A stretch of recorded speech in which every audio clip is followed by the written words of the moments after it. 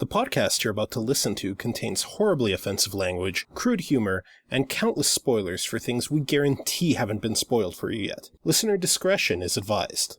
If you're listening to this in a public place without headphones, you should probably use headphones. This podcast isn't safe for work, or home, or school, or your headphones. In fact, you should probably stop listening. Want to skip to a specific section of the show? The episode description contains a handy index with timestamps to help you do exactly that. Now sit back, relax, and listen to two fat guys talk. Dave and Carlos, together at last. Here we are again, on a somewhat impromptu episode of Two Fat Guys Talk that we just decided to do right now. Yeah, we were talking about different topics and then decide, hey, why don't we just talk? I don't remember what episode number this will be, nor do I have in mind the title. So this will be episode number here! I'm just going to look that up, actually. Oh, okay. Just go to twofatguystalk.com, or you're home on the web for Oh, right, because we've done a bunch of episodes at your place. That's right. With at office number 2. With our sub office where Kiki and Po are currently holding down the fort, fighting off hordes of robotic demons from Universal, NBC Universal. We hate us so much. So this is episode 71. This is episode 71 of the podcast. Tentative title. Man, we talk stuff. We talk stuff of things and the dudes that do that. Yes, this is good. Dave, how you been doing? Not too bad. Also not too bad. Been playing some Guild Wars 2. I visited, because someone gave me a WoW gift card, or WoW time card a while back, so I still had some time, so I'm like, I'm gonna go see what the Tanan Jungle is like, and I'm like, oh, it's another Timeless Isle. I like Timeless Isle. So I played that for a bit, but mostly Hearthstone, Xenosaga, which I abandoned for a little bit and jumped back into. It's a really fun game. Wait, Xenosaga? Xenoblade Chronicles. Okay. I called it Xenosaga. I did not mean to. Thank God it's not Xenosaga, because I would be here being like, make it stop, make it stop, make it stop, make it stop. The game that gameplay forgot. The game that gameplay forgot. That's a good title. Dave, you quickly opened up Notepad and thought up of the most offensive racist titles for our topic. So why don't you read them all out loud the way you wrote them? Oh. Topic 1. Marriage equality in the U.S. Go U.S. Yes. Or as you said, go us. I'm a little pissed off that all those people who said they were going to get divorces or burn themselves alive if this happened have not yet gotten divorces and lit themselves on fire. Time's a fucking wasting. I more enjoy the ones that are like, well, fuck this, I'm moving to Canada. Excuse me, Mr. Bigot. We have marriage equality here. And have for many years. Look, our conservative government has done some evil things. One of the things it has not done is shat on marriage equality. That tells you something when our conservatives are pretty grimy, and they still want marriage equality. What does that say? Yeah, I know there are a few backbenchers in the cabinet that would love to repeal that, but they're not the majority voice in that party. Yeah. So, and then they're like, well, I'll move to Mexico. Guess who just also allowed for marriage equality? Yep. I hope that... You know who doesn't, though? Many in the EU. I know, really sad, but still... I'm calling that one out specifically because, you know, one of their arguments about it? Those dirty Asians don't have it and don't want it, so why should we? I thought that's what Australia said. In fact, I'm certain I saw a friend of the show and occasional voicemailer, Rowan, post an article about that the reason Australia doesn't want to do that is because the rest of Asia doesn't. You know something? I might be mixing up my bigots. You might be mixing up your bigots. The EU, I think, is way too busy trying to destroy Greece to care. You know, speaking about that topic for a moment, the EU aren't the bad guys in this picture. They set a number of horrible austerity measures that would ruin the Greek people. Their original agreement wasn't horrible. It's pretty horrible. They've had to put in further things as Greece has told them to go fuck themselves over and over. I think Greece should continue to do that. Look, yeah, Greek governments have misstepped, but at the same time, what a shocker that the Greek people don't want to be destitute to pay off the International Monetary Fund. Who gives a shit about the International Monetary Fund? You know what would bring peace and stability to the EU? Forgive Greece's debt. Forgive Greece's debt completely. And all this stability in the EU will go back. But people never do that because they want their money, honey. Well, when a country, Germany, funds your government for a number of years, I don't blame Germany for saying, yeah, we want our money back. Sure, work with them. Draft up a plan that doesn't involve gutting the Greek people's livelihoods, which the IMF's proposals have. The only reason the IMF is proposing much more generous austerity measures is because the Greek government rightly called for a referendum on whether their people really want to go through with this. I don't blame them, to be honest with you. Like, yeah, okay, there's an argument to make for you shouldn't get in debt if you can't handle it. But it doesn't matter if you put yourself into a terrible situation. You should, if the world just leaves you to your own devices and you're suffering, and your only alternative is to make noise and cause trouble for people, it's in everyone's best interest to just help you. If they won't share their security, countries that are destitute will share their insecurity, I promise you. It's like when people are like, why don't poor people get better jobs? A, they can't, and B, the reason many of them turn to crime is because they have no other choice. You feed them, you make the standard base of living really, really awesome. You'll get a lot less crime by virtue of people won't want to. Sorry, I rambled a lot about that, but please add in things. I don't agree with all the measures that the EU is trying to do to them, but I also don't agree with Greece just saying, you know something? We don't like this. We'll take your money, but we're not going to do what we agreed to. I hear what you're saying. They fucked up, but the answer is not to make life super difficult, if not dangerously impossible for the Greek people. That is not the solution. Agreed. You need to, you know what? Fund the recovery program. Get some industry and job making to that country. Help them help you. That's better for everyone involved. Not crippling austerity measures. That doesn't help anyone. All that's going to do is break up the EU faster than they could ever have imagined, which some of its member countries want. So, I did kind of enjoy and kind of groan over the fact that Greece tried to go after Germany for World War II crimes. That was like, guys. Oh, gee, no German person has ever done anything wrong. Meanwhile, all the German people in the room are like, oh, yeah. Well, no, that they're right, all those people we killed. Oh, no. I actually love their reaction to this one. It's like, you put us into austerity for fucking generations. And we did that shit. Hey, Greece, fuck you! Are we using the right word? Because I've been using austerity a lot. And now I don't want to actually look like a dope and it means something I don't think it means. One moment.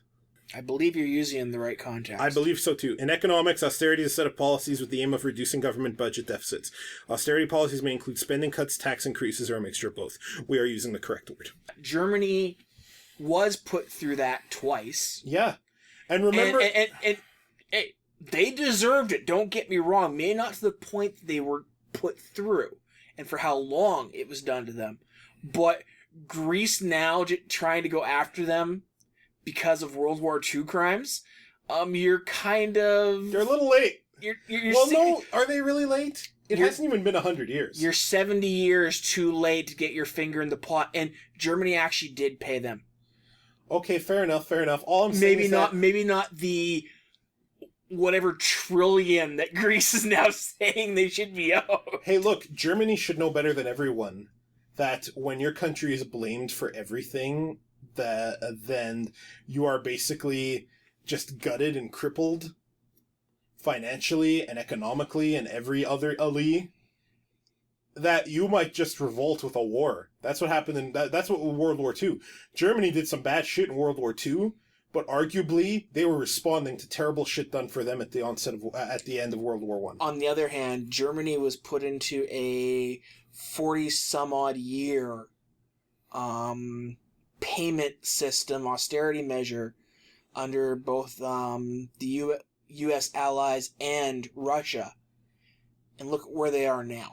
So Germany's kind of like... Are you saying Germany's going to start World War III? No, I'm saying... You heard it here first, folks. Dave says Germany starts World War III. In fact, I think Germany is the furthest away from pulling that stuff. No doubt. However, Germany, of any country in the EU, is kind of sitting back and saying, you're complaining about the measures you're being put through? We went through that shit.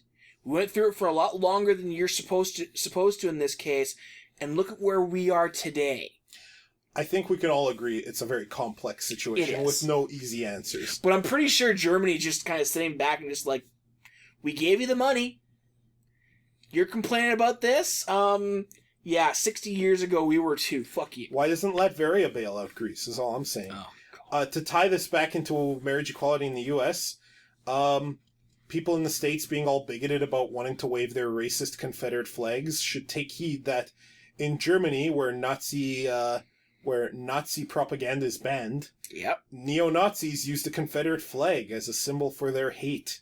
So let that one sit, Confederate flag supporters. The fact is that anybody who says that the Confederate flag should be waved as part of Southern pride, there is nothing to be proud of in Southern pride, because all that the highlights of Southern pride is racism, slavery, and rebellion against the government. Yep.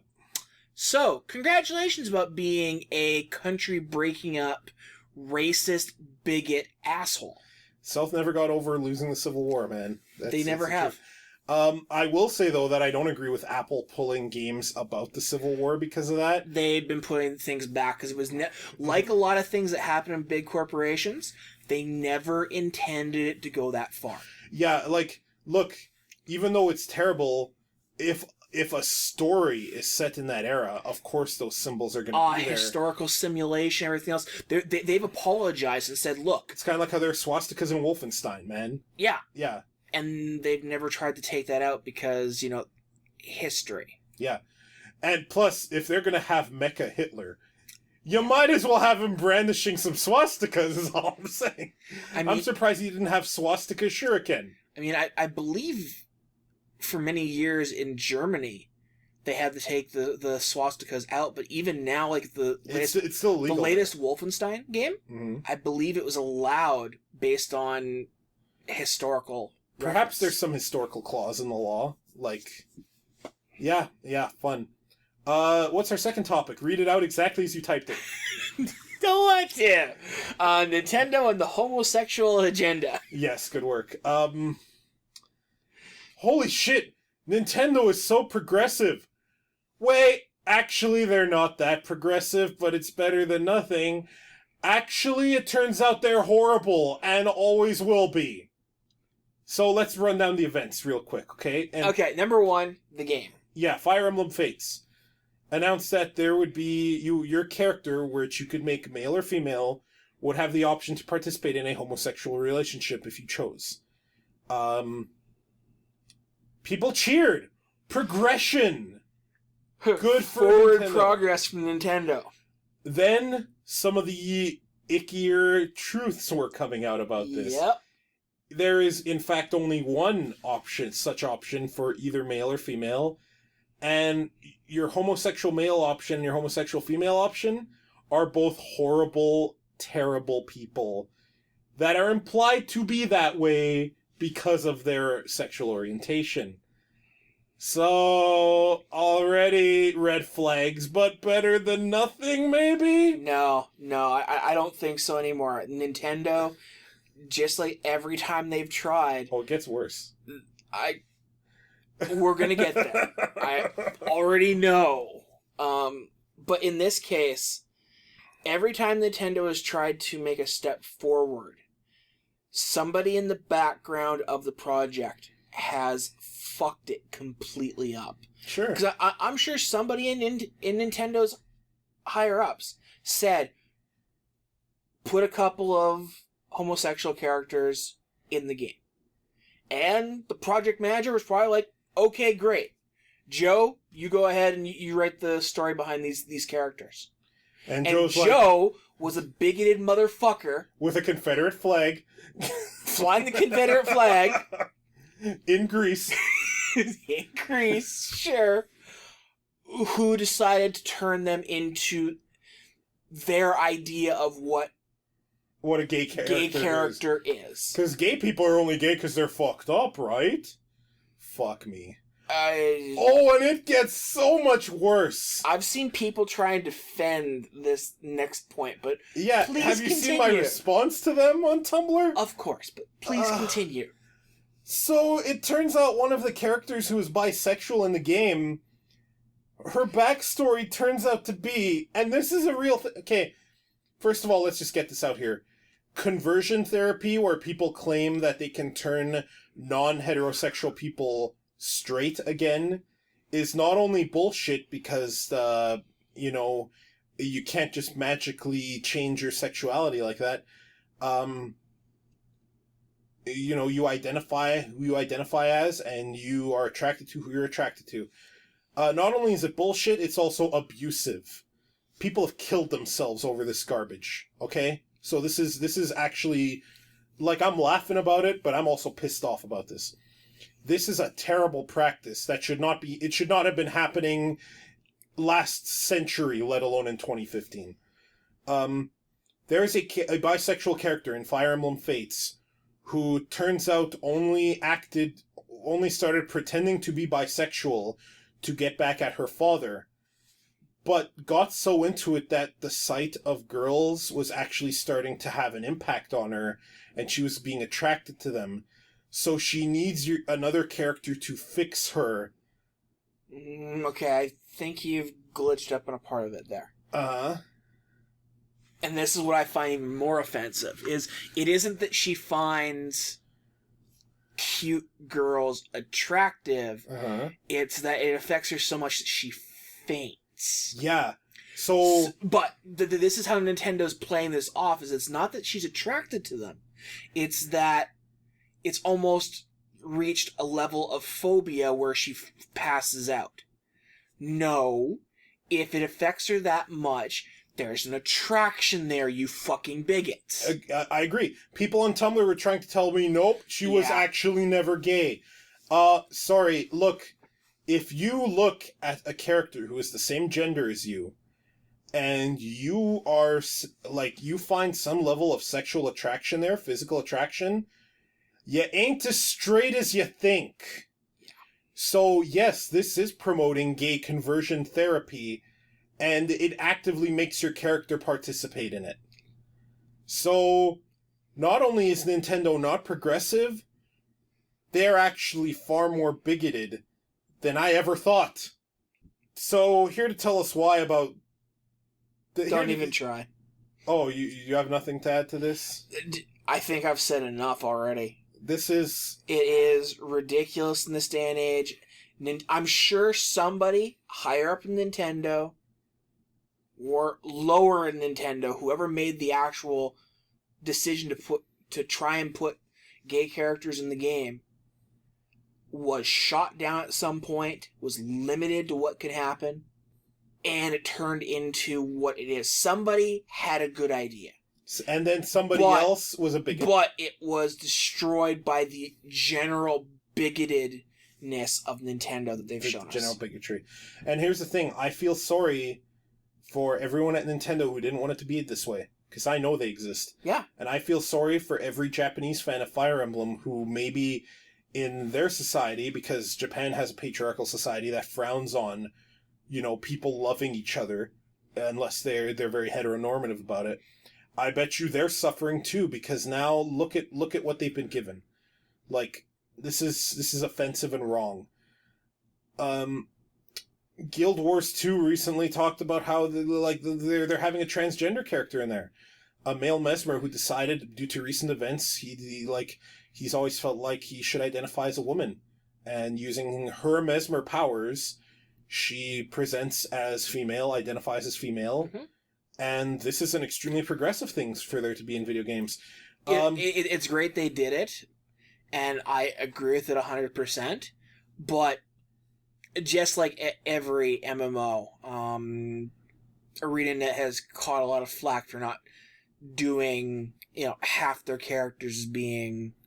Well, okay, but I mean, they still represented it well.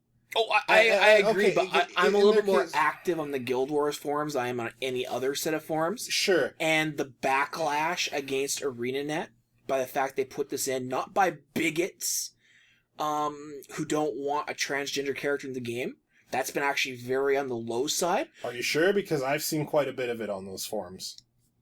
Okay, maybe you're digging a little bit further in than I am.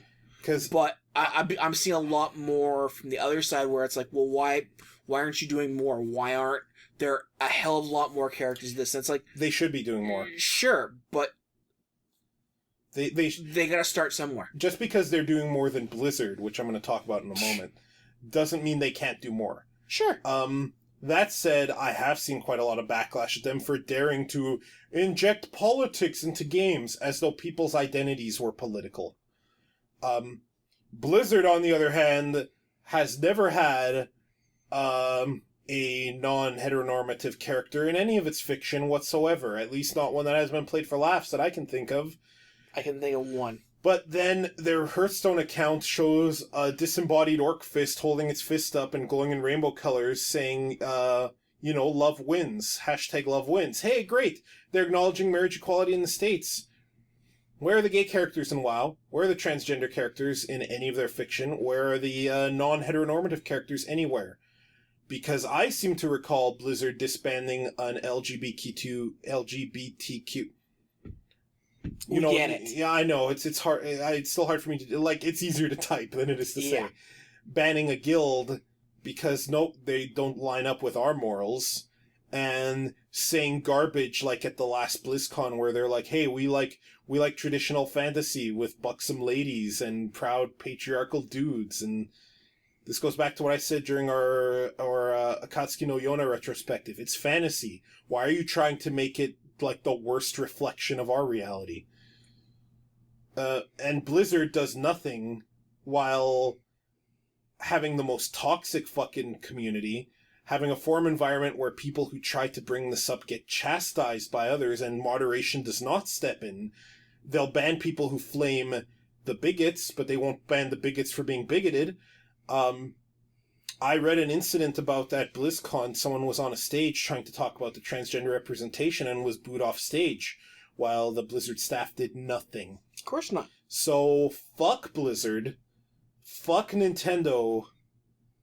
ArenaNet, you can do better, but good job so far. Good start. Good start. You were saying something, and I can interrupted. As you know, I'm very heavily invested in Warcraft's lore. Mm-hmm. Me too. Me too. I don't know why, but I am. I own and have read most of the books. I've read some of the books, which is surprising to me. And there is only one character that I can think of that was or came close to being a lesbian. And it was back in time, and the character's name was Meowth. And actually, she shows up in the game. Meowth Shadow Song? Yep. Back in time. The Sentinel? The Sentinel. Who hunted Illidan? Yes. And tried to kill a lot of night elves? Have you not read the continuing fiction? No. Okay, don't. Stop. Stop. She was hot as hell. For, oh, fuck. What the hell does this have to do with it? She's a night elf. Tyrande. Tyrande Whisperwind? She was hot for. Oh, back in time. I thought you were just saying how hot Maeve was in general. I thought you were being all backwards, and it turns out I'm the monster. I'm the real monster now. That is the only character I can think of in Warcraft lore where I thought that was where it was going, even though Tyrande was definitely hot for Malfurion. Who wakes up and then tells her to hush. Fuck you, Metzen. And fuck Malfurion while we're at it. Fuck that piece of shit. Anyway, that is the only character in Warcraft lore who seemed to be going down that path until she met I forget what his last name was. The one who became leader of the Night Elf army during the time back in time. Oh, so a good man set her straight. Well, no, that is referenced in not Lich King, in Cataclysm during the whole flame event. That she might have had a thing for him later on or something. But Maeve was the closest thing they've come, and look what happened. I guess that's my point. Fuck Metzen and fuck Blizzard. Fuck Nintendo. Fuck any game company who, in this day and age, is a regressive sack of shit when it comes to characters and plot. Like, fuck them. Speaking of bullshit, that Nintendo Sony prototype, which is fake as fuck. It is not... how is it fake, exactly? The PlayStation brand, which is on that prototype, wasn't actually created for another 2.5 years afterward. Really? Yes. I looked at the pictures, and there is zero reason for its configuration, the colors that it's ended up. The plastic on the bottom is the faded yellow that happens to some of Nintendo's consoles. Yep. But the top part is not affected by that at all. Slightly different material. Real Super Nintendos have this. The cartridge slot is often not miscolored. Understood. But you look at the controller and everything else, this looks like a very good Photoshop. It really doesn't. It looks quite legit. I'm pretty sure that logo was around for a long time. Not the Sony PlayStation one. Because we know the prototypes existed. It wasn't in existence at the time that this supposedly was created. Except that's not verifiable. We have... These are either the best Photoshops ever, or we have verifiable evidence of prototypes which we knew existed, but never got seen. That version of the PlayStation logo didn't happen until the PlayStation 2. We have no, it didn't. That was a PlayStation 1 thing. Also, that's not verified. Anyone can claim it only came later. It might have been then. A lot of what was in PlayStation 1 was direct result of their deal with Nintendo falling through. For all we know, this prototype could have had the power of a PlayStation 1, and they could have been able to play something like an FF7 and still Super Nintendo games on top of that. I don't believe that's a real prototype, but I think it's dubious to claim it's not real. But regardless, it's fun to think about what could have been if this deal happened. Sony and Nintendo. Could you imagine if this system could not only play Super Nintendo games, but it also supported cartridge games with the PlayStation's processing power? So that you could have cartridges and CDs. A friend of the show, Rowan, talked about how maybe this would have meant the Sega CD could have been more competitive and actually succeeded. We could have had a very different gaming landscape if this thing succeeded. Well, I'm just imagining, eventually then Nintendo and Sony may have actually merged. Could you imagine the both of their licenses being in one system? That would have crushed Microsoft. It would have crushed Microsoft very, very handily. Yeah. Not even Halo would have saved them. Still, though, you think it's fake, and I'll give you this. Maybe it is. I don't think so. I think it looks gorgeous. I think it looks about right. But, I mean, I get it. There's always a healthy bit of skepticism you gotta throw at this kind of thing. If nothing else, it's just fun to see the waves it's making. What's next on your list of things? Things that shouldn't be part of this generation, let alone last generation, or the generation before. PC ports, or ports in general, and how this shouldn't be a thing in the 1990s, let alone now. So you here to explain why games shouldn't be ported to PC is Dave. That's not what I'm saying. Oh, you bastard. Now, I wanted to jokingly pull out the whole PC Master Race thing, but in a mocking way. Sure. Anyone who says it unironically is a sack of shit. Because, I mean, yes, I do enjoy my PC games. As do I. Where I can up the resolution, I can mod the games all to hell, and change games in any way I want in a lot of cases. That makes me smile when I think of that term. Sure. But what it also means is that certain sacks of shit go ahead and then put their ports onto third-party developers that can't port with a damn.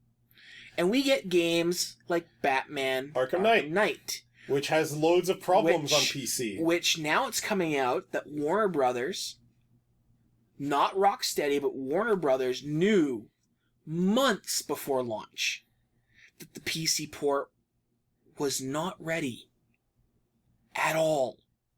Yet they still launched it. And this brings me to...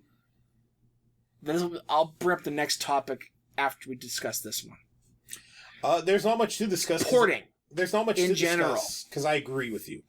If you're going to port anything to anything, do a good fucking job. I mean, look at Sonic on the first Sonic on Game Boy Advance. Yeah, this is Sonic... After all the Sonic Advance games had come out, Sega, in tandem with Sonic 06, made a port of the original Genesis Sonic the Hedgehog on Game Boy Advance. Which was powerful enough to pull it off. Easily, because the Sonic Advance games ran and they had way more detailed sprites and design and shit. Yep. The first Sonic Advance even used the same engine as the Genesis games. All the physics in Sonic Advance 1, before they decided to turn it into Uniracers in Sonic Advance 2, which I'm not a fan of. All the physics in Sonic Advance 1 are exactly like Sonic and Knuckles. Like, it all works out. And then Sonic 1 Genesis is quite possibly the worst port of anything on anything. The physics engine on that is so fucked. Our words cannot describe how fucked Sonic 1 on Game Boy Advance is. Sonic Advance 1, yeah. Hit YouTube and do a look up for any gameplay video based on that game on Game Boy Advance Sonic 1. Look for the speedruns that people have posted. And you will see just how bad this game was ported. This is the worst port of anything I've ever seen. I mean, specifically, I'm calling out PC ports for this topic, but ports for any port, like system can have a bad port, but PC tends to get the shaft these days when it comes to ports. They'll do their main development groups will do it for the PlayStation, the Xbox, and then they'll push it off onto some third party to do the PC port. And sometimes we do get really good games.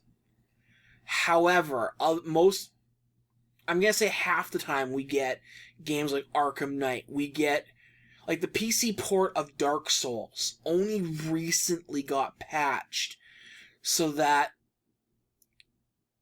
weapon durability didn't decrease at twice the rate it did in the console versions, because how dare we patch our game for 60 frames per second? It took one cool dude to fix Dark Souls 1 and Dark Souls 2 to look better, play better, and bring up to a valid point of play.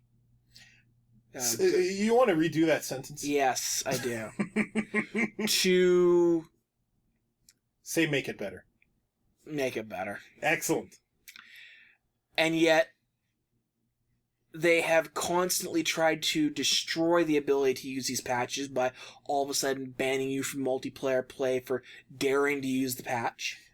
And, like, the durability thing's a big thing in Dark Souls because your weapons don't last long as it is.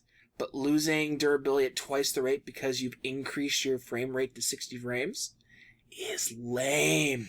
Yeah, it's, if you're going to port anything to anything, just do a good job. Sometimes that means actually trying. Sometimes it means things got to get added or cut. Which they haven't. And I know they haven't. This is worrisome because a lot more games are coming to Steam that I've wanted to see on Steam. Tales of Symphonia is coming to Steam, and that brings the possibility of more Tales games coming to Steam that maybe we haven't seen on this side of the ocean. I can't believe that we're finally seeing Tales games on the PC. An updated version of Battle Fantasia is coming to Steam. I love that game, and it got forgotten. I thought it was ass. It's getting patched now? It's like been 10 years. I've owned 2 different copies of that game, and give me Guilty Gear any day. Look, maybe if you knew how to get around simple guile tactics and didn't lose to me all the time, maybe you'd like that game a little bit more, is all I'm saying. No, I wouldn't. Little guile kid of the book, Sonic Boom, Flash Kick. Again, I don't care. I just didn't like it. Hate your face. Roman canceling to hate your face. But yeah, no, ports of games, they've really got to stop. I mean, we don't... Okay, you need to clarify this, because you keep saying PC ports gotta stop. We need to clarify this. You mean bad PC ports. You don't mean ports, period. And you keep not qualifying this. No, ports can keep going. Ports should keep going. Badly done ports gotta stop. Fair enough. The bad ports do need to stop happening because it's ridiculous. If you've got to delay things by a month or so to get it right, do so. But you got the bean counters breathing down your neck and being like, no, we gotta make back our investment. These stupid kids can't tell the difference. Just patch it later. But this comes up to my subtopic within this, is games launching and needing day one patches to work. Now, I kind of get that because sometimes, they gotta throw the game up to a certification process, and that takes time, and there's still some work that needs to be done. So, hey, why not get a day one patch ready to do those fixes right away? Ideally, the game should be ready right when it goes to certification. Human error and oversight will never allow this to happen by virtue of human error and oversight. But here's my point on this. If you need to have a day one patch to fix a couple errors, okay, fine. But don't have that patch be what activates the game. And this is the reason why. Because not everyone has in the internet? If your internet's down, if your game service is down. Like recently when PSN went down for a full day. Mm-hmm. My brother-in-law had just got for his birthday a PlayStation 4 with Arkham Knight. Did you know without the internet, you can't even make a local profile beyond guest? And on top of that, Arkham Knight, as well as whatever game that came with it, was unplayable because he couldn't get to the patch. Fun! So, I'm looking at my library of games, and Nintendo, Sony, and Microsoft are all guilty of this. Almost every game I can think of needed a patch to be playable on day one. Yet, when I look back at my PlayStation 1, PlayStation 2, granted, internet patching wasn't really available for most of them, but those are all playable. So secondhand markets will still work for those. 10 years from now, what value is going to be on our games, even if we have physical copies? Yeah, it's a good point. Because without the service, you can't get to a patch. At least with the PC, some nerd somewhere is going to have an archive that's going to have that patch from 20 years ago. It's a good point. I wish physical copies were complete. And yeah, it's tough to do that, especially since we don't have patchable media Although we do, if you consider flash cartridges and stuff, which is why I kind of want cartridge systems again. But I mean, the issue is that, when you do that, you're kind of ruining the ability to play a game independent of the internet, and that sucks all the time. There's two reasons why they do this now. One is because they know they have a whole bunch of bugs they have to work out between certification date and release, and two is to make sure people can't play your game early. Yep. Those are the two reasons they do it. And neither of these are acceptable to me. I agree. And it's especially worrisome to hear that because, as mentioned, there's a lot of stuff coming to Steam I want, so... Well, Steam is the one service I trust out of these four.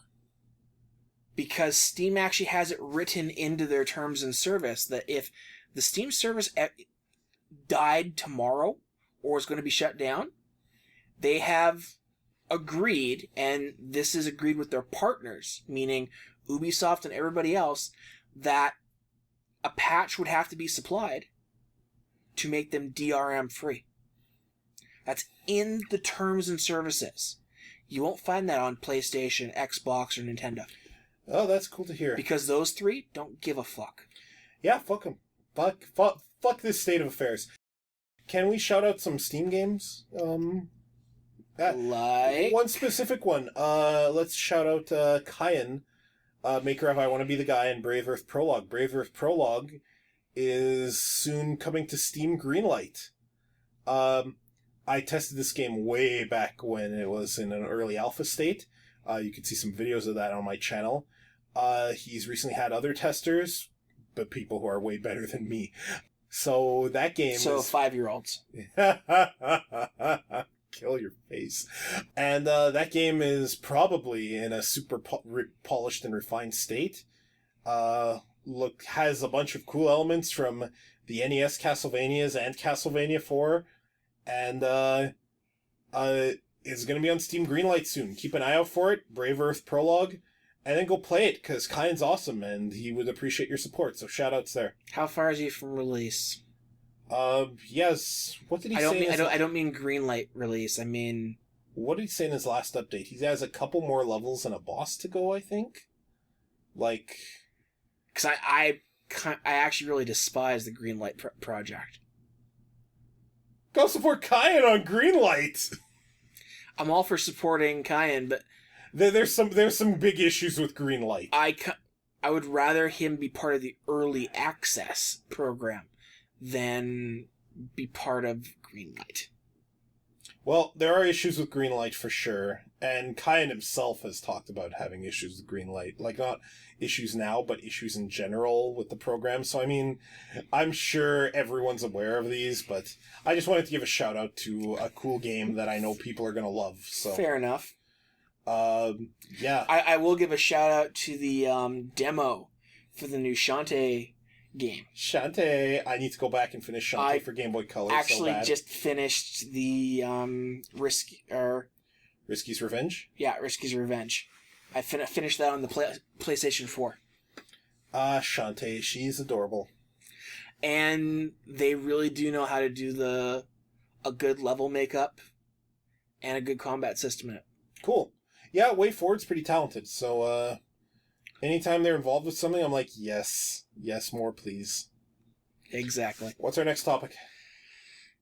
We're going to talk about some movies. Which movie? Specifically, to start, Inside Out. Now, we did not see this together. We Nope. saw this separately because I originally was like, fuck it, I'm not going to watch this movie. Yeah. It's going to fucking trigger me, and I'm going to not want to watch movies ever again. It's for the same reason I avoided WALL-E and avoid it to this day. That's what you think. And but what happened is at some point I was like, you know what? I need to watch this movie. This movie's getting very well rated. It has strong female leads and important female characters, and apparently treats mental illness properly, which movies have a very bad rap with doing. So I'm like, you know what? I gotta go support this movie, and I gotta watch it for the sake of that. So I went and watched it, and it didn't hit me nearly as hard as I thought it would. It was sugary sweet while still being very unapologetically real about how mental illness really is. I really enjoyed that they didn't try to explain it away as a phase. That if you really wanted to, spoilers, by the way, that if you really wanted to, you could argue that none of these things in her head, none of the people in her head exist there, and this is just kind of a metaphor for what it's like to go through a situation like that. Coping mechanism. Yeah, like, sadness is necessary, and sometimes you can't, like, I argued with a friend recently who thought that people could choose to be sad, and my counter-argument is that, if that's the case, why is anybody sad? If you could choose that, why is anybody sad? And the answer is, dude, that's not a choice. Your emotions are much more powerful and complex than that. And the movie did not dumb that down. No. And I thought it aimed its message very well at all ages. And I thought the subject matter was great. The protagonist, Joy, was a joy. And her journey in learning what it means to accept sadness was absolutely awesome. The character Sadness, also super good. Yeah. I dislike, like, nothing about this movie. No, it was handled with a great deal of respect, what I'd expect from Pixar, actually. Hey, Pixar, you had a problem with female leads. It looks like they're slowly taking steps to rectify this. And, no, it was handled with a great deal of respect. It took an actual topic that happens to a lot of kids. And... Triple Megamit's gonna do that. I am going to kill you. Mega... I will... Sorry, it just appeared in my head. Yeah, I'm sure it did. So hold my fists. Your anger is in control right now. Hey, he's got his own... That fucking Carlos! He's got its own console when you come over. Yeah, the Carlos, coping with Carlos, it's a binder in your head. Yeah, all the balls are red at that point. Your core memories are just me... There's Carlos Island, just me punching you over. You just faintly hear the Triple Triad theme coming from it, and me saying pubes over and over. Pretty much, but no, I really enjoyed the movie. What did you think of the little beginning? The short skit, Lava? That was awesome. Yeah, if you say so. Didn't like it? So here's the thing. If you recall, the last Pixar movie we went to was... Yeah, think about that. Or was it a Pixar movie? It's the one that had the skit with the dog. That was Disney. That was Disney. That wasn't Pixar. What movie was that? Wasn't that Frozen? No, Big Hero 6, I believe it was. Big Hero 6, yes. I did not like that because I have a problem with seeing animals sad and things, and I had to actually ignore a lot of that skit because it was bothering me. Even though it all ended up well in the end, I don't like to see that. That's a big trigger for me. Don't show me animals going through sad shit or just bad things happening to them in general. It's very challenging for me to take. So Lava, thankfully, was devoid of that. It was also devoid of anything good. Like, it was cute, I guess, that these two highly dimorphic volcanoes, where one's a fat guy and the other's a Japanese geisha girl, fell in love and made lava puns and sang and got to be together because they just really wanted to that bad. And then I kind of looked over to who I was with the movie at, and I was like, what the fuck was this? Okay. Like, it wasn't bad. I thought it was adorable. It was cute, but it was like, oh, okay. Fine, I'll tell someone's shitty idea made it through to this movie. Okay, I'll happens tell sometimes. Pixar to bring out the dogs next time. No. Don't do that. The movie's gonna do that to me enough. If you're gonna do a little intro, like an intro thing, do something like Lava, which is fun and harmless. Don't know how tempted I am to start singing the Who Brought the Dogs Out. Oh, that's fine. No, the only thing that'll trigger is my hate for shitty music. Yeah,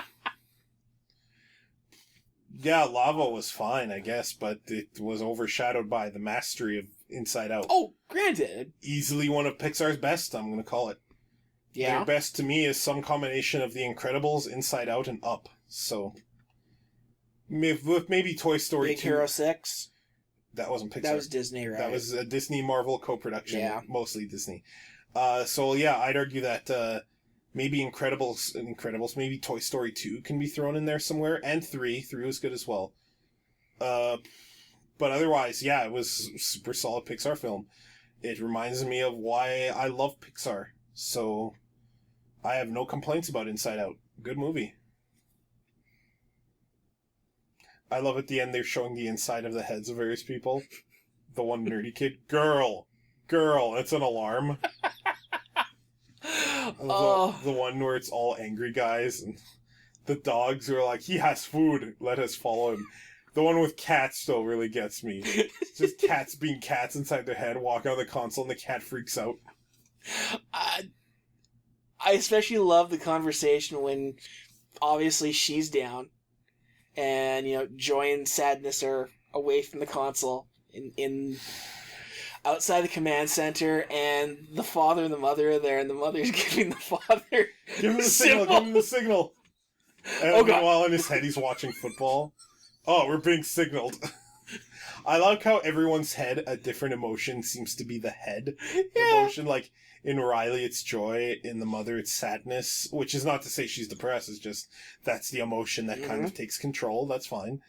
And in the father's, it's anger, even though it's expressed differently. Like, I like how Riley was a girly girl who played hockey. Yeah. I like that they represented her as you know, she was definitely a well-balanced character. Even though she was not the protagonist by any length of the imagination, she was the setting, which is hilarious. The character is actually the setting. Yeah, they didn't make her a Barbie playing girly girl. They made her a character. Mm-hmm. So that was nice. Even the different personalities or the emotions in her head were played great. Just, I also love how they highlight, oh, what's this puberty button? Yeah, the puberty button. And then all the memories all had different shades because Joy had realized that they have to be. Yep. I like how this movie with no villain still had a death. Yeah. Her imaginary friend, whose name I forget, sacrificed himself. And it was so sad. I saw it coming, though. And then Joy was so sad. And then made clones of the one dream guy and murdered so many of those clones. That was hilarious. Back to the console. I would do anything for Riley. Okay, let's make tons of you. Then hurl you all into the pits. I can reach sadness. That was awesome how she did that. I like how Joy didn't even begin to fade in the pit because she wouldn't. She's a core emotion. So of course she wouldn't.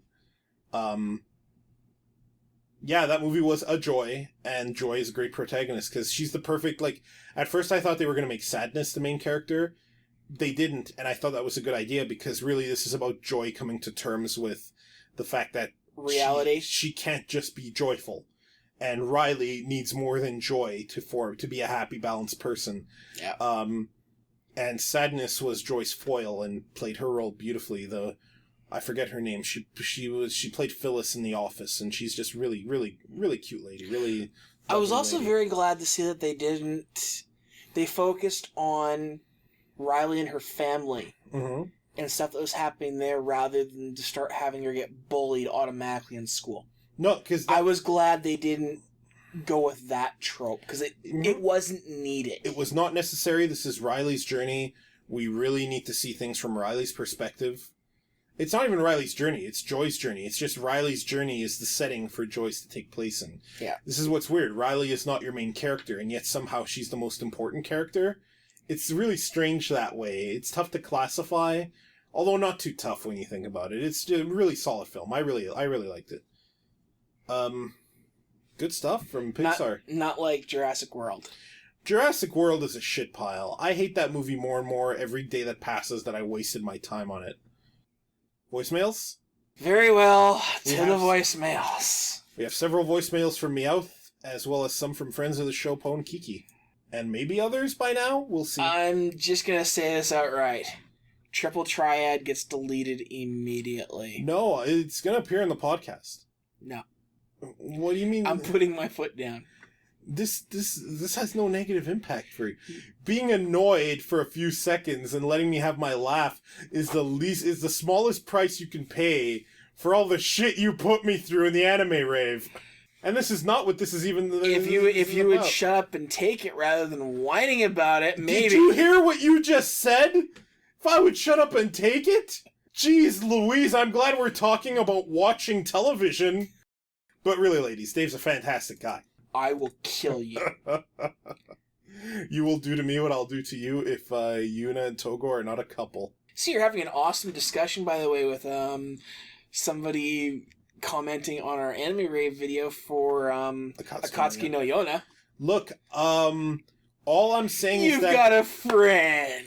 All I'm saying is that if the tiny amount of female empowerment fiction on this planet, and by tiny I mean less than a fraction of a percent compared to coming-of-age stories for dudes, if that tiny amount is something you consider shoving down your throat, the problem isn't female coming-of-age, female empowerment stories. The problem is you, actually. And you probably need these so that you realize that, we need more of this kind of fiction. Shoutouts to our fans, though. Are you on Firefox? Yes. Why do you keep using Firefox when it consistently fails you? Have you not realized that keep you around. Firefox is the past, man. The future belongs to Chrome. Hey Carlos, hey Dave, I saw the E3 events, or at least the ones I wanted to see, which was mainly the last couple of them, which was Sony, Nintendo, and because why the F not Square Enix? Sony was okay. They mostly fueled upon nostalgia, which is great, because most of the old people are like 30-year-olds, just wanting something that makes them feel like a kid again, so that's what Final Fantasy VII and Shenmue did pretty well. And then, after that, it was pretty much... I didn't really care that much about Sony. They had some good stuff, like Star Wars toys. I have a soft spot for toys, but anyways, not much on Sony's front. Nintendo was pretty great. It had Muppets, and I have a soft spot for Muppets. And there were actually Jim Henson Muppets, so that was awesome. Yep. And all the games that come out are games I'm gonna buy anyways, like, for example, Yoshi's Woolly World, Xenoblade X, Mario and Luigi Paper Jam, Mario Maker, Yokai Watch, the new Fire Emblem game, probably Bravely Second whenever that comes out. And yeah, Nintendo is pretty great at announcing stuff that's actually gonna come out. And Square Enix, Moonhead Man. Do you agree or disagree with this thought? I agree. Moonhead Man existed. And I love how he just went up there and just talked normal. Like, as we were developing Nier, and this is like, no fucks given, zero. Yeah, but again, part of the fun we had there was the fact that the translator could not do his job for the life of him, was so far behind and actually stopped translating at one point. That Square Enix presentation was the weirdest. It was just wacky. As far as Sony, quote unquote, won due to nostalgia. They did. We don't need to go too long into these because we already did last time. We did.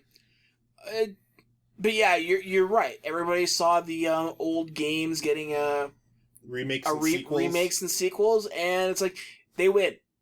Yay. I was less enthused with Nintendo's conference than you were, Meowth. Mainly because I was looking for more, but it's hilarious because I berated everybody else for showing me games I wouldn't see for 2 to 3 years, and then Nintendo does their entire conference on games coming out between now and next E3, exactly what I want, but they didn't show me what I wanted, so fuck Nintendo. You're just a complicated human being, as well as are we all. So say we all. Next voicemail? Next voicemail. Are you seriously just downloading each one? Shut up. So Carlos wanted some recommendations for animes. Oh, so I'm going to try to recommend him some that are actually new and not, like, ongoing stuff I like. I asked for this? JoJo's Bizarre Adventure, man. Anyways, I'm going to go with winter, because spring anime have been pretty lame aside from ongoing stuff. Stop writing this down, for Dave. winter 2015, I'm gonna recommend Carlos check out Death Parade. It's a 12-episode anime series by Madhouse, and it's about when people die, they go to a bar and they play games to figure out whether they go to heaven or to hell. Didn't Madhouse do It's Madoka? actually pretty sweet. And another anime I'm going to recommend to Carlos from winter 2015 is Assassination Classroom. Yep. It's another shonen jump anime thing. So it's got all the shonen tropes, but it's actually pretty great. It's about an alien teacher who destroyed the moon, and now he's teaching middle school kids, and the middle school kids have to assassinate him. And if they assassinate him, they get 10 million yen. And it's pretty much adventures with the alien teacher and the kids, and it's really good and heartwarming and funny at times, with a little bit of action. But I like it more when it's doing the comedy. Come on, give me more obscure ones! That's my recommendations for Carlos from winter 2015. Assassination Classroom and Death Parade. What do you think about them, Carlos? Thank you for the suggestions, Meowth. Actually, both of those were ones I was already going to make Carlos watch. I was interested. Please give more suggestions as far as obscure ones I can make Carlos watch. I did already have Assassination Classroom was on my radar already. We just haven't gotten to it. Death Parade also was. I thought Madhouse was behind Madoka. No, that's Gonzo. You can tell a Gonzo anime because characters' necks appear to be ball joint pivots that their heads can just rotate around. And you have enjoyed some Gonzo films, so like. I'm gonna have to look up the list now. Okay. Studio Madhouse. I remember they did Hellsing. And Hellsing's violent, so maybe this will be violent, and maybe I'll enjoy it too. You know what was supposed to be violent and enjoyable? Terraform Mars. You know what wasn't violent and enjoyable? Terraform Mars. We both agreed to cut that from the spring stuff. Do we need to fight now? No. Okay. Because my arm, I don't know if you've noticed, but it's been growing into a bulbous pink mass, and it is slowly engulfing the basement. And there's a 14-year-old girl about to be crushed over there by some flesh of mine, and I really want some red meat right about now. Okay! I see it's time to watch Akira again. I'm just saying I'm a little worried that whenever that scene used to frighten me in Akira. Now when I see it, I want a burger. I'm not even kidding. I watched it and I'm like, I am so hungry and horny right now. I'll be more worried if you ever start watching that scene from Ark the Lad? Ark the Lad and start... No, that's not going to happen. But something about seeing poor Kairi get crushed in Tetsuo's engulfing mass... I was like, oh my god, not only do I want a burger, but I am rock hard right now. Okay, next voicemail. Well, since you're on the anime top train, I have to ask Carlos, what's worse, No Game, No Life, or the second half of Sword Art Online? And also, I'm kind of mad that Sentai would dub that piece of shit anime No Game, No Life when they could dub better stuff like Space Brothers. Oh, Dave's adding Space Brothers to the list, because I don't think either of us heard of it.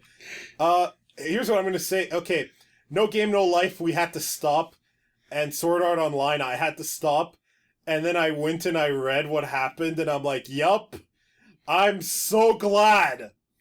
That was not one that I was willing to try and force you to finish. Like I said, you can't force me to do shit. Anytime I want to stop watching something, it is getting stopped. So, I mean, when I saw that they were going to put Kirito's poor sister through the embarrassment of having to get rejected by the brother she's in love with twice, I'm like, this show has zero respect for its female characters. They are only there to develop the dudes and to be embarrassed for our sake because we're dudes, and fuck this gross show. And No Game, No Life is entirely gross for similar reasons. I saw a little bit more into episode 2 when I was doing our video editing, just because the video was there and I was curious. And when I saw the little 11-year-old girl and the naked girl, the big-boobed girl at the beginning giving each other body massages in a bath, I was like, wow, this is disgusting. To feel horny again, I need to go watch poor Kaori getting crushed by Tetsuo's flesh folds. There is only... I don't know if Meowth has actually watched season 2 of Sword Art. No, she is. She tweets about how much it's killing her all the time. Okay. I keep telling her, Meowth, right. Stop doing this to yourself. She's watching. I'm going to say it again, Meowth. You have you ever seen No Country for Old Men? And everybody tells Anton Chigurh that he doesn't have to do this, and he's like, I have to do it. I'm an assassin.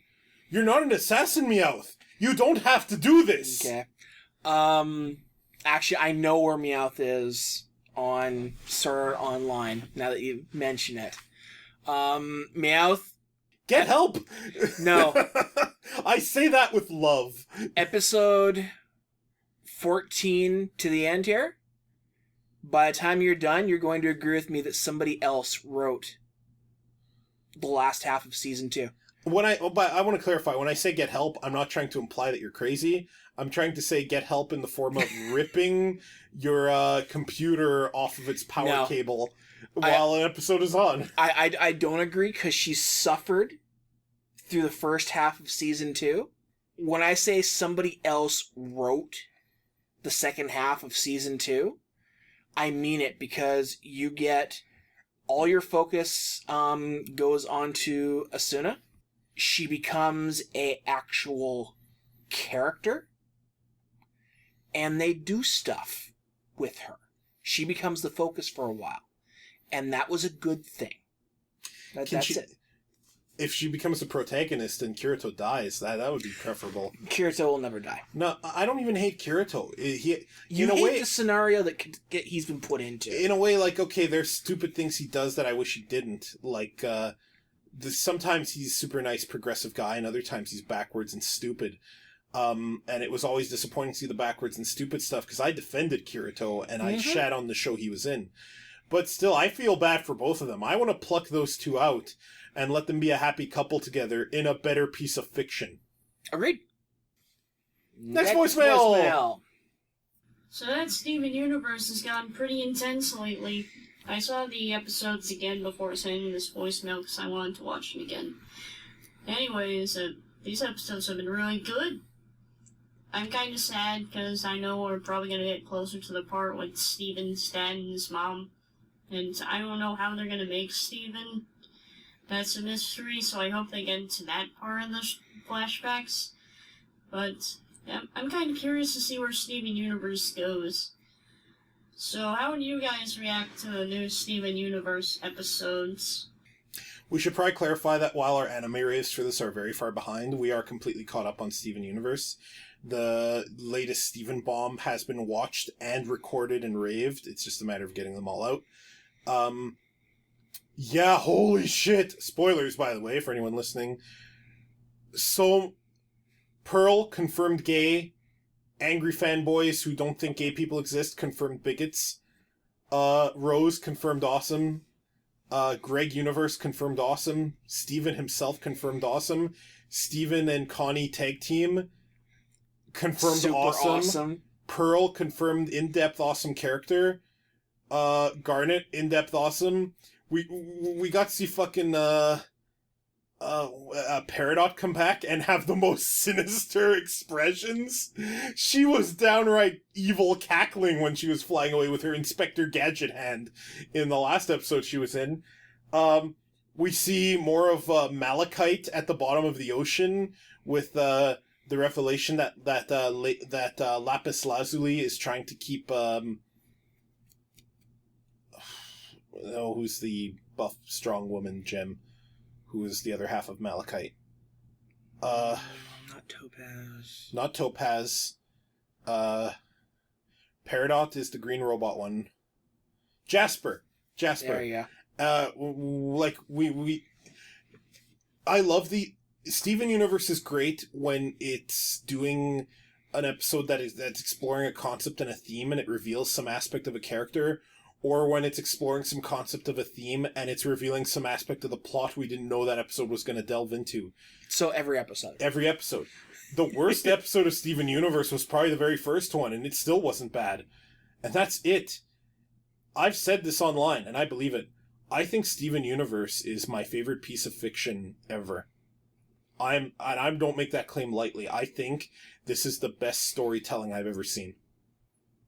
Rebecca Sugar is amazing. Mm-hmm. I am sad that bronies are trying to commandeer its fan base, which is probably why we're getting all these angry men angry that Pearl is gay, and which he totally is. Here's the thing. Unlike what happened with My Little Pony, I don't see her giving in to their influence in any way, shape, or form, because Steven Universe I hope she sticks to that. is doing fantastic. I hope she sticks to that.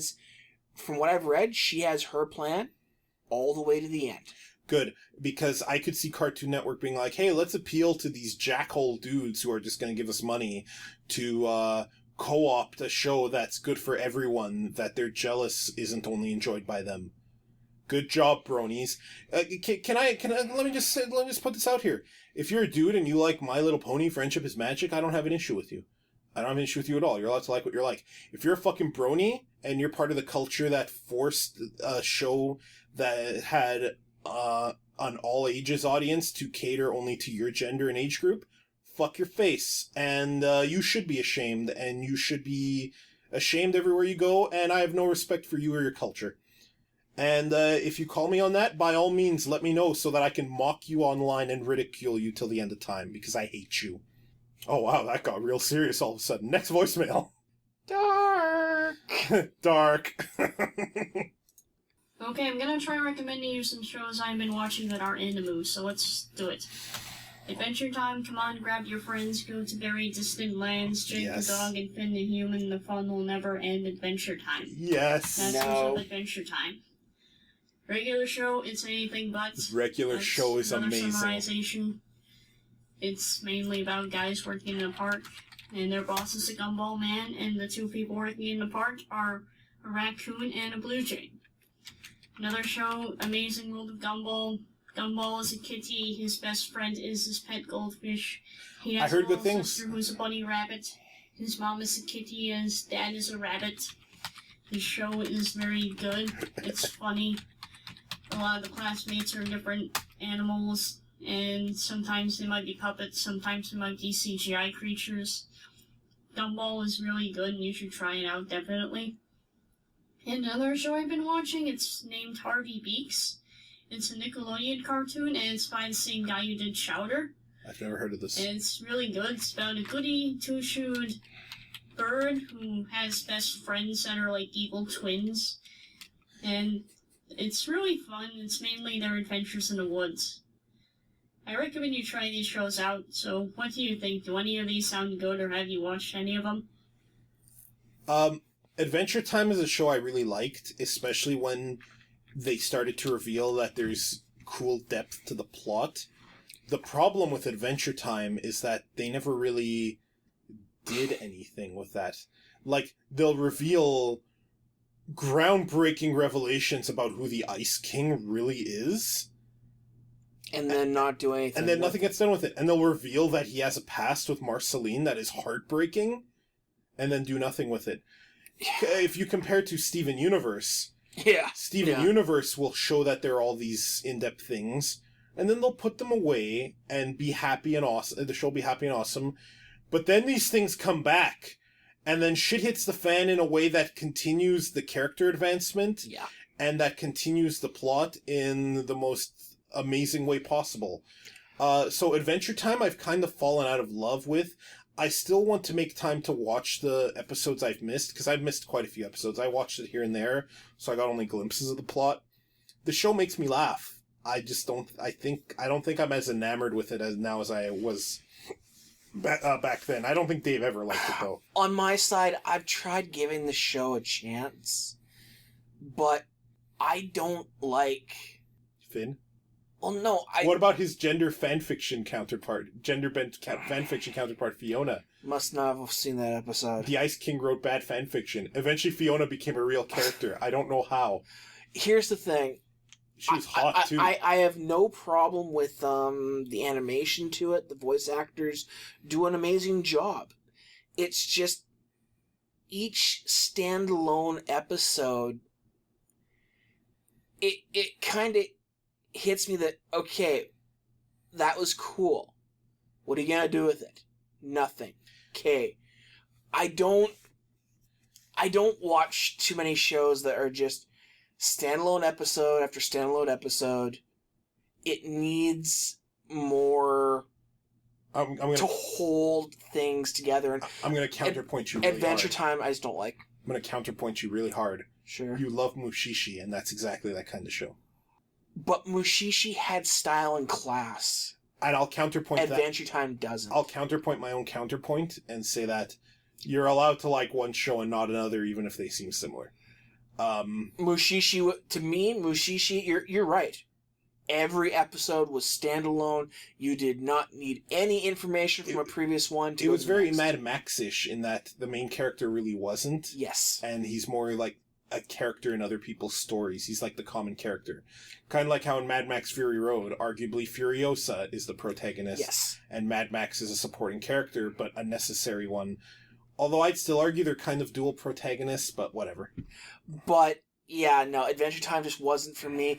The other shows that you mentioned, Meowth, I've seen a trailer for regular show, and never even heard of Amazing World of Gumball or the Harvey... Beaks? Harvey Beaks. Haven't heard of those, but... You gonna type Beaks there? Yes. Amazing World of Gumball is another show that guy who did like the anime renditions of Gravity Falls has done anime renditions of. Yeah. I've heard about it. It's cute. I don't know if it'll be my thing, honestly, but we can give it a shot. Regular show is a show I catch now and then. It doesn't have any earth-shocking revelations as far as the arcing plot. It's more that each episode can suddenly go from 0 to what the fuck in about 3 seconds flat near the end. Okay. I'll give you an example of regular show, okay? The two characters, Rigby and Mordecai, I believe their names are, they find these 4 little baby birds who are lost, and they're like, oh, we have to go, these guys need to find their mother.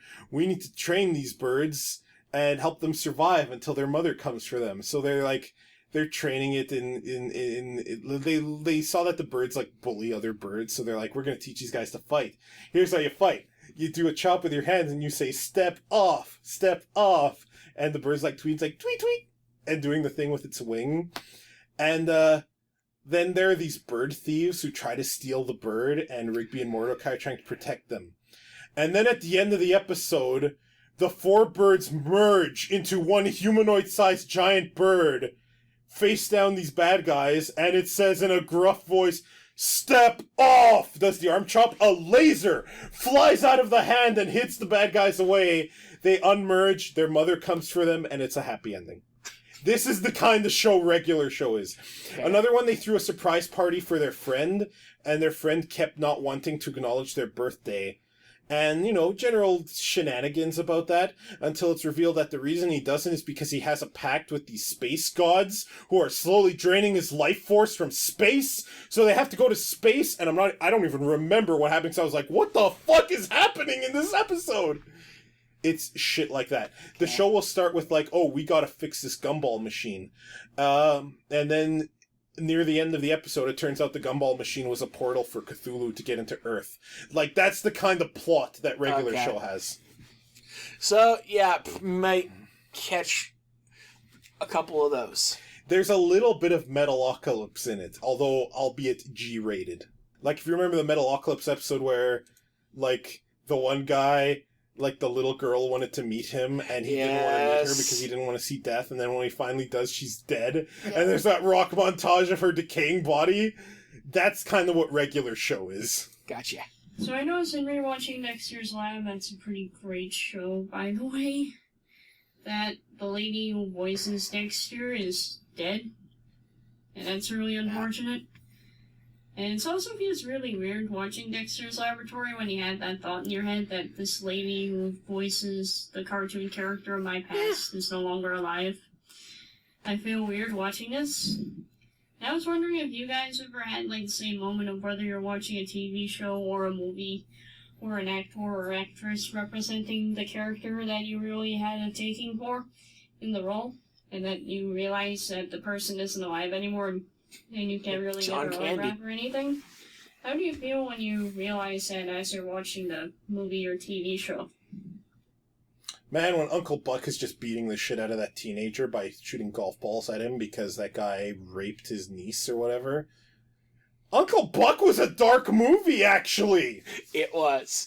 John Candy. Yeah, I mean, there are a number of actors that I grew up watching that have sadly passed.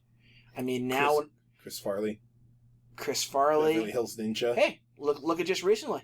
Leonard Nimoy. Watching any of the original Star Trek now is going to be fine, but it's going to be like, oh, it sucks he's dead. What's his name? The guy who played Saruman?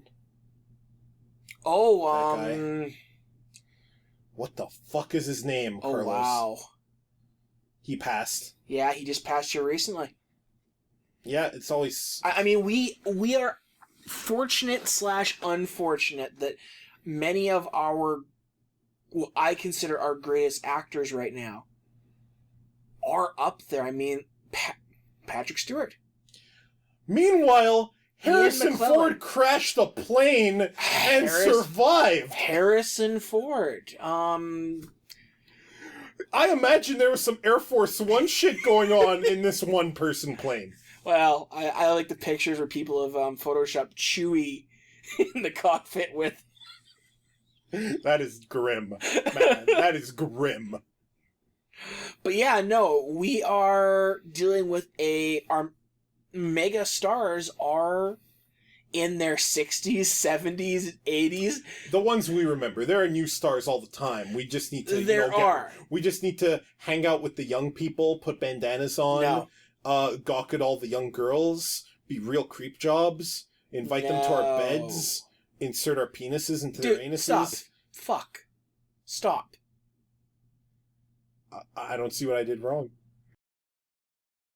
So yeah, I'm over the next decade or so, we're probably going to be saying goodbye to a good number of actors that we grew up with. People gone die. Fact of life. Yep. I didn't realize Dexter's voice actress was... I did.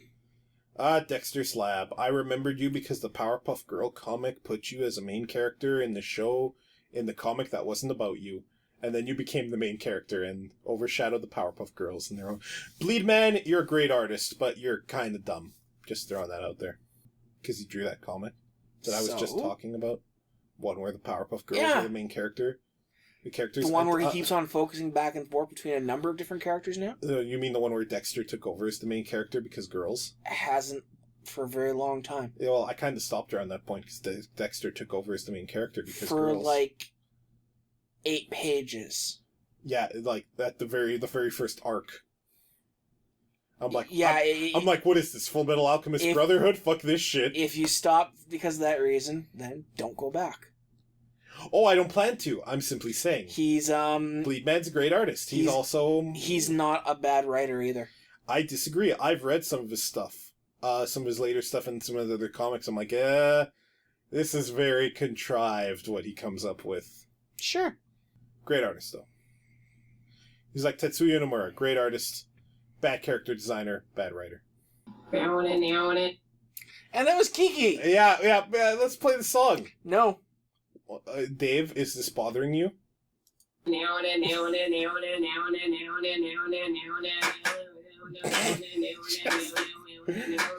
has no beat. She has no internal metronome.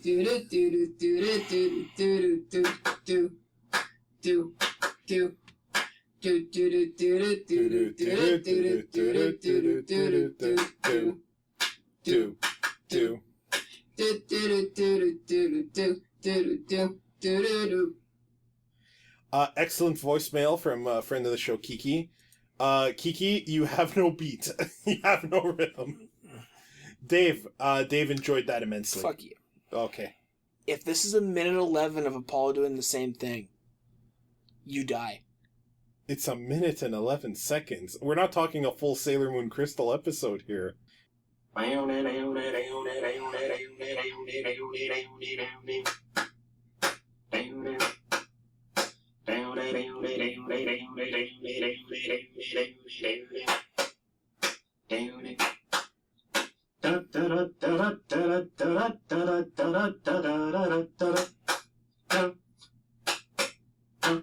This makes you want to play cards, don't it? No.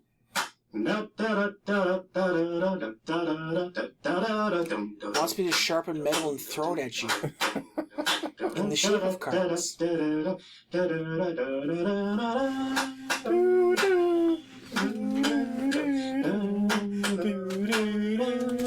Please don't mind me singing along.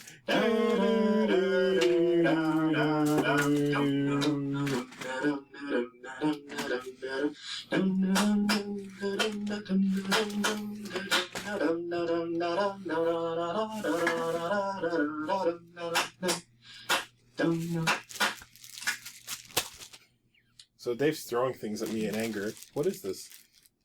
Is this a Bible? No. No, it's not a Bible. It's the furthest possible thing from a Bible. So Dave, tell the people what you told me you did in the PC version of Final Fantasy VIII.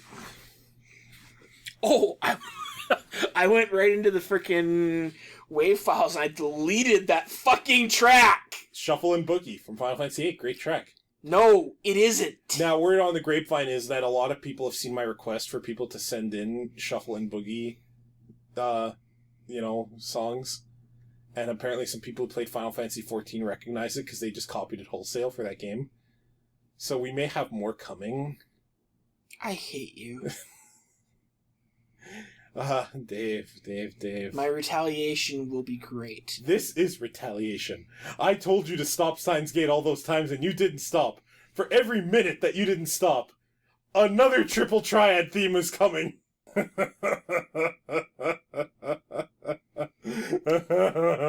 think we're done with Steins Gate? Oh, we're done.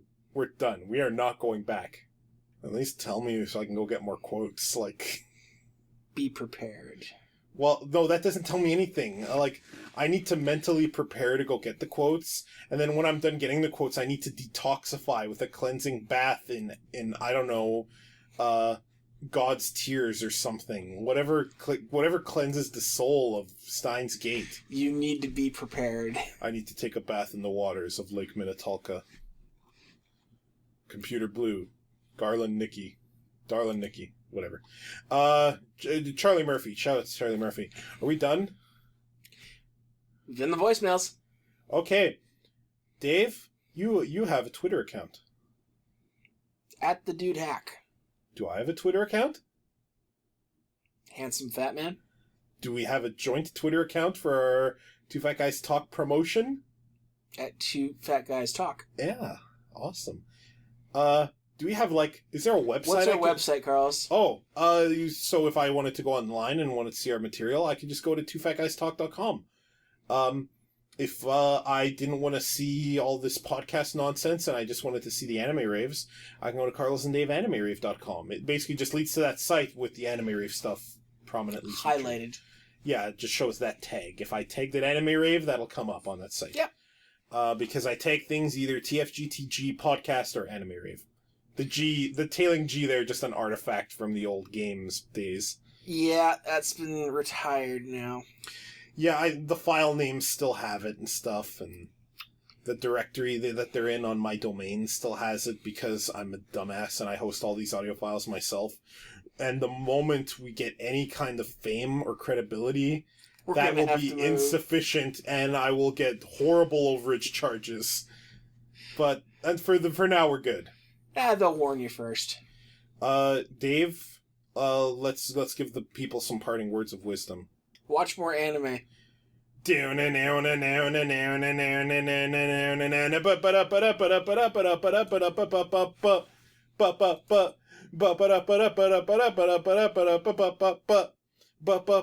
jiggy with it. Yeah! We're out.